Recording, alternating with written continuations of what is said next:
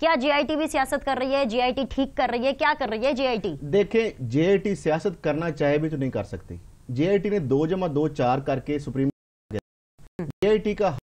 ایڈمیزیبل before the court ہوگا, جو انکریمنیٹنگ evidence ہوگی وہی اپنی رپورٹ کا حصہ بنائے گی, اور اس کے اوپر پھر کورٹ کی انڈورسمنٹ کے بغیر ان کی کوئی بھی جو فائنڈنگ ہے, کوئی بھی فیکٹس ہے, کوئی بھی ڈاکومنٹس ہے, اس کی کوئی حیثیت نہیں ہے. تو جے آئی ٹی کے ممبران پھر میں کہہ رہا ہوں کہ اگر سیاست کرنا بھی چاہیں تو وہ نہیں کر سکتے, کیونکہ یہ وہ معاملہ ہے جس کو براہ راست سپریم کورٹ دیکھ رہی. سن لیں, اگر میں حکومت کا موقف سنوں, نہیں دوسری اب حکومت کا موقف جو مریم اورنگزیب کہہ رہی ہیں سمن کیسے نکل رہا ہے, ایمبولینسز کس نے بلا لی, یہ چیزیں لیک کون کر رہا ہے, کنٹروورسی ہائی کون دے رہا ہے. ایمبولینس اگر آئے گی تو وہ تو سارے دیکھ رہے ہیں نا, اس میں لیک والا تو ایشو ہی نہیں ہے. دیکھیں جو صورتحال ہے, بلائی کس نے, صبح 9:30-10 بجے جوڈیشل اکیڈمی سے کسی نے, میرے پاس تو اگر ایویڈنس ہو تو ضرور ادھر سے کسی نے بلائی ہوگی نا. دیکھیں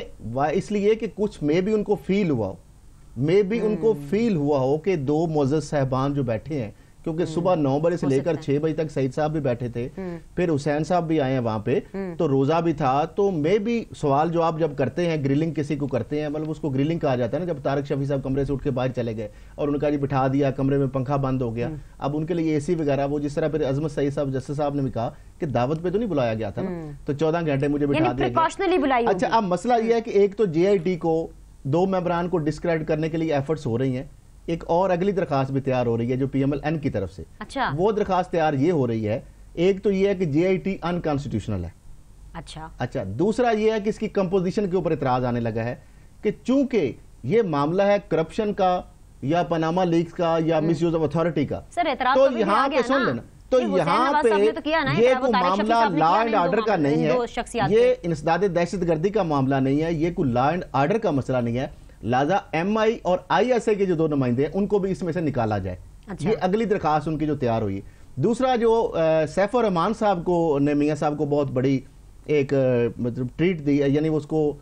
سرپرائز دیا ہے. انہوں نے کہا کہ شہزادہ جو ہے بہت ناراض ہوئے تھے, میں نے بڑی مشکل سے پہلے جو کام کیا تھا, وہ جو لیٹر شیٹر آیا تھا اور اس کے اوپر بڑی امبیرسمنٹ ہوئی ہے دنیا بھر. لیکن اب انہوں نے کہا جی میں نے ایک اور بڑا اچھا کام آپ کے لیے کر لیا. انہوں نے کیا کیا ہے, انہوں نے کہا ایک تو قطری شہزادے کو میں نے کافی حد تک قائل کیا, اسکائپ کی حد تک تو آ گئے ہیں, فزیکلی ادھر شاید نہ آئے, اسکائپ پہ وہ آ جائیں گے. دوسرا معاملہ انہوں نے کہا ہے کہ میں نے ایک اور اچھا آپ کے لیے کام کر لیا کہ 12 ملین جو درہم والے جو معاملہ تھا نا, جو قطری خط کے ساتھ جو کولیبریٹو ایویڈنس کی ضرورت تھی, ان کی ایک انویسٹمنٹ کمپنی ہے, وہاں پہ ہم نے 12 ملین درہم دکھا دیا ہے, اس کی ہم نے پوری ایک شیٹ بنا لی ہے, اور اس کو میں کوشش کر رہا ہوں کہ ان کی جو ابھی مجاز اتھارٹی جو ان کے جو کنسرنڈ آفیشلز ہیں وہ اس کو ویریفائیڈ بھی کر دیں گے کہ یہ جو ڈاکومنٹ 12 ملین درہم کے واقعی انویسٹمنٹ ہوئی تھی, اور اس خط کے ساتھ وہ سپورٹیو ہوگا. لیکن یہ انہوں نے کہا کہ میاں صاحب کو یہ آخری کارڈ کھیلنا چاہیے آپ کو, یہ پہلا پھر تو مجھے لگ رہا ہے کہ پی ایم ایل این تو بچ گئی. اس کے لیے انہوں نے کہا کہ تھوڑا سا صبر کرنا ہوگا. میں یہ بات کر رہا ہوں اور میں پورا یہ چیلنج سے کر رہا ہوں بات, یہ انہوں نے ایک پریپریشن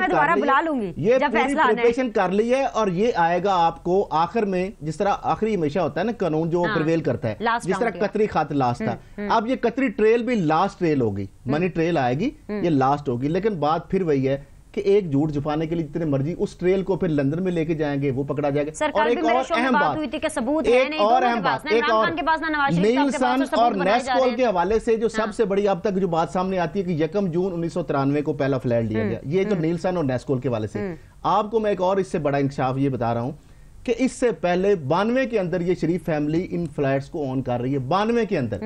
93 میں تو 1 جون کو ان آف شور کمپنیز کے پیچھے چلے گئے نا یہ, اس سے پہلے براہ راست یہ شریف فیملی کی آنرشپ میں تھے, اور اس کے لیے 2 ٹرانزیکشن ڈائریکٹ ہوئی تھی کائرو سے 20 ملین پاؤنڈ کی, اور اس کے بدلے میں نواز شریف صاحب نے پاکستان کے اندر اس جو آنر ہے جس آپ نے اس اینٹی کے جو ادارے کے,